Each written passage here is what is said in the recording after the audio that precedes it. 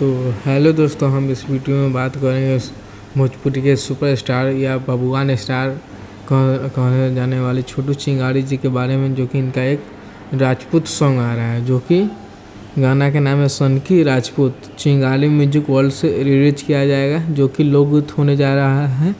यह गाना के लिखे हैं छोटू टाइगर और म्यूजिक दिए हैं उपिंदर बाबू।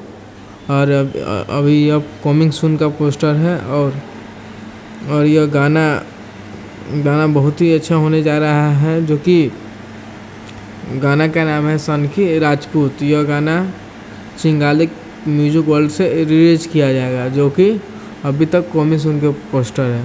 तो दोस्तों, वीडियो पसंद आया होगा तो वीडियो को लाइक कर लीजिएगा, और आप लोग चैनल पर नए हो तो चैनल को सब्सक्राइब कर लीजिएगा, ताकि भोजपुरी के हर अपडेट आप तक पहुंच पाए। जय हिंद, जय भोजपुरी, धन्यवाद।